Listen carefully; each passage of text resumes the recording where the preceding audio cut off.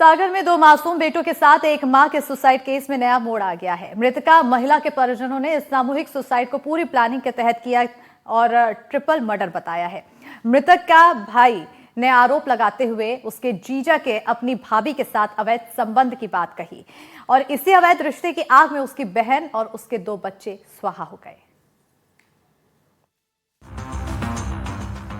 एक तरफ जहां बीते 25 दिसंबर को लोग क्रिसमस के जश्न में डूबे हुए थे, वहीं सागर के मैनाई गांव में उसी रात एक सामूहिक हत्याकांड की दिल दहला देने वाली वारदात सामने आई थी, जहां एक महिला अपने दो मासूम बेटों के साथ फांसी के फंदे पर झूलती हुई मिली थी। परिवार की बहू रचना और उसके 5 साल के बेटे ऋषभ और 2 साल के बेटे राम, तीनों की लाश फंदे से लटकी हुई मिली थी। घर वाले जब कमरे में दाखिल हुए तो अंदर का खौफनाक मंजर देखकर उनकी रूह कांप उठी। एक ही घर में 3-3 सुसाइड से परिवार में कोहराम मच गया। पूरे शहर में दिल दहला देने वाला ये सामूहिक सुसाइड कांड की खबर आग की तरह फैली।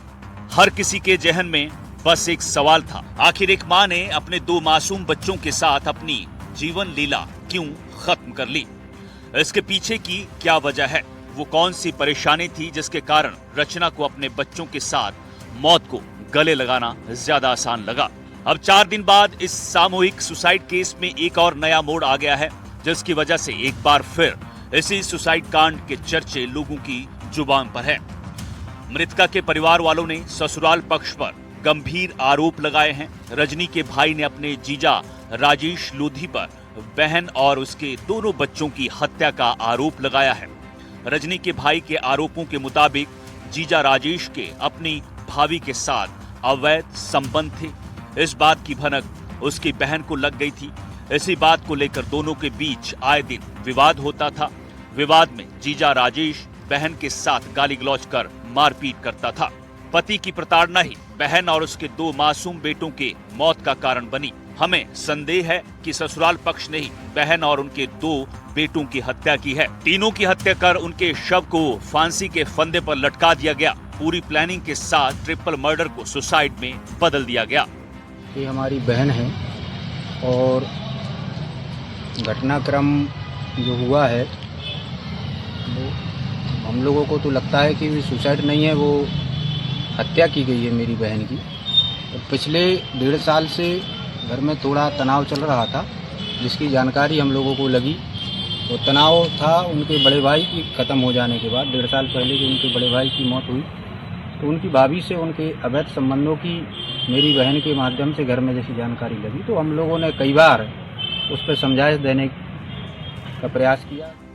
रचना के परिजनों के मुताबिक जब वो घर पहुंचे तो रचना के ससुराल वालों ने तीनों के शव फांसी के फंदे से उतारकर जमीन पर रखे हुए थे।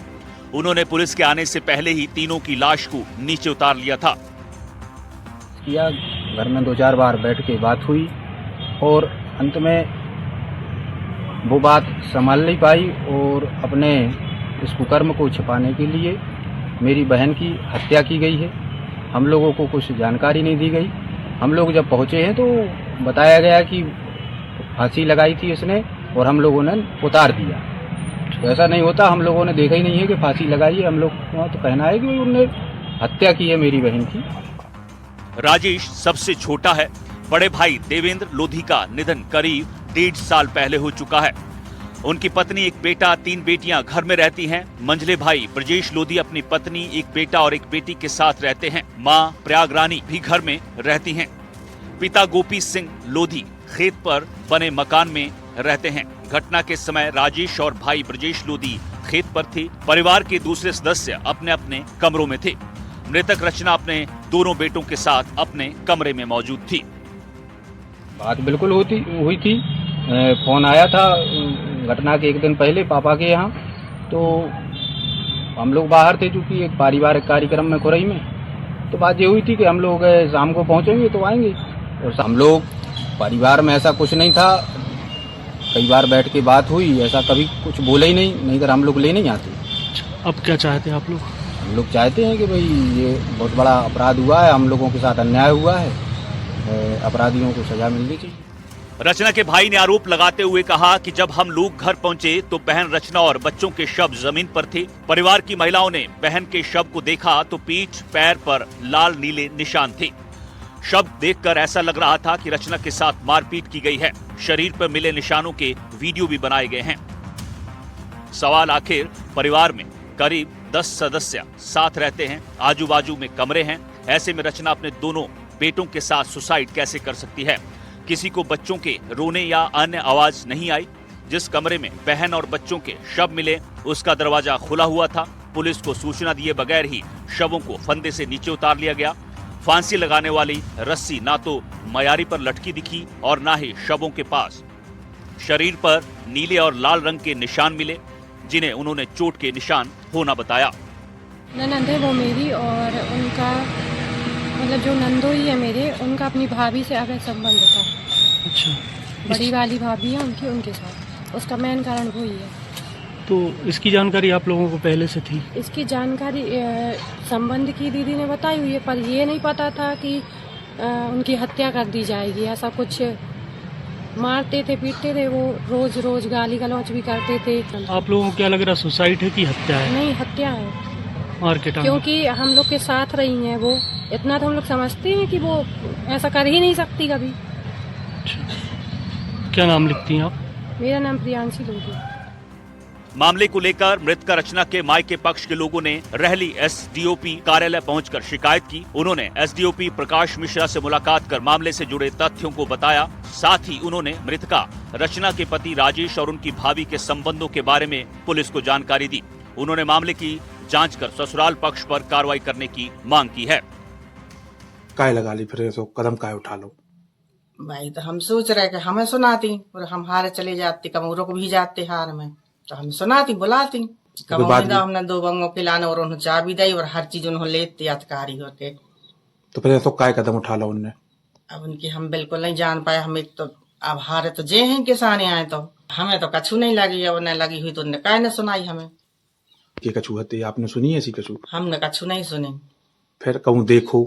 हमने नहीं देखो, हम कहाँ से देख ले। फिर भी ऐसे आरोप लगा रहे आपसे, कहूँ कही उनने बहू ने? हमें न बहू ने कही, न लड़का ने कही, हमसे किसी को नहीं कही, को न सुनाई कछु हमें। सही बिल्कुल नहीं है, एक बात सही नहीं है। अच्छा, सब बातें झूठी हैं का? झूठी। जहां एक तरफ मृतका के मायके वाले ट्रिपल सुसाइड के इस केस को हत्या बता रहे हैं, तो दूसरी तरफ मृतका का पति राजेश इन सभी आरोपों को बेबुनियाद बता रहा है। राजेश का कहना है कि भला वो क्यों अपने बीवी बच्चों की हत्या करेंगे। आरोप निराधार है कि क्या है? ये बिल्कुल झूठे निराधार हैं, ऐसा कुछ नहीं है। इसके पहले कभी जानकारी में नहीं आई आपकी? नहीं, ऐसा कुछ नहीं है। कभी उस पक्ष ने कहा हुआ आप लोगों से? नहीं, हमसे ऐसी कोई, हमें ऐसी इस मामले में कोई जानकारी नहीं है। ऐसा हमें कुछ मतलब ये हुआ परिवार में कभी सुनने को आया एहसास कि ऐसा कुछ है।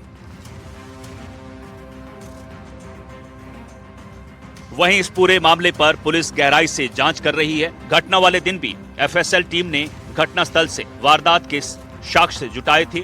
मां और बेटों के शव कच्चे घर में बने कमरे में लगी मयारी से लटके थे। उनकी लंबाई नापी गई। उसके ठीक नीचे पलंग रखा गया था और आसपास सामान रखा था। पुलिस ने जांच करने के बाद कमरे को सील किया है, लेकिन अब इस सुसाइड में हत्या का एंगल भी आ गया है और पुलिस अब सच की तलाश में जुट गई है। एक 28 वर्षीय महिला हैं जिनकी डेथ हो गई थी, और ये एक जॉइंट सुसाइड का मैटर सामने आया था, जिसमें रहली पुलिस द्वारा प्रथम दृष्टया जो है मर्ग प्रकरण पंजीबद्ध किया गया है और उसके सभी पहलुओं पे जांच की जाए। क्या रचना ने अपने दोनों बच्चों के साथ सुसाइड किया या फिर तीनों खूनी साजिश का शिकार हो गए? आखिर मां और उसके 2 बच्चों के इस सामूहिक सुसाइड का सच क्या है? फिलहाल इस पहेली का जवाब किसी के पास नहीं है। Bureau report, NDTV, Madhya Pradesh, Chhattisgarh. Madhya Pradesh के कई शहरों से रिश्तों की कत्ल की दिल दहला देने वाली वारदात देखने को मिली है। खरगोन में जहां एक हैवान पति की हैवानियत देखने को मिली, तो धार में जायदाद के लिए एक बेटा जल्लाद बन गया। रिपोर्ट देखते हैं।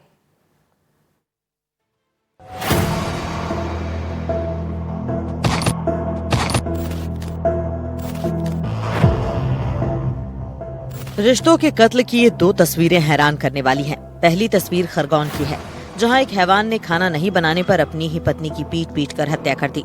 जबकि दूसरी तस्वीर धार की है, जहां एक कलयुगी बेटे ने संपत्ति विवाद में अपने ही पिता को मौत के घाट उतार दिया। मंडलेश्वर थाना क्षेत्र के सोमाखेड़ी गांव में एक सनकी पति की हैवानियत ने हर किसी को हैरान कर दिया। रामदेव भावर का अपनी पत्नी निर्मला बाई से खाना बनाने को लेकर विवाद हुआ था। जब निर्मला ने खाना बनाने से मना किया तो रामदेव गुस्से में आपा खो बैठा। देखते ही देखते विवाद इतना बढ़ा कि आरोपी रामदेव ने अपनी पत्नी को गालियां देना शुरू कर दिया और उस पर लात घूंसों से हमला कर दिया। पिटाई इतनी गंभीर थी कि निर्मला ने घटनास्थल पर ही दम तोड़ दिया। महिला के 2 बच्चे हैं, लड़की का नाम गोगल और लड़के का नाम गोपी है।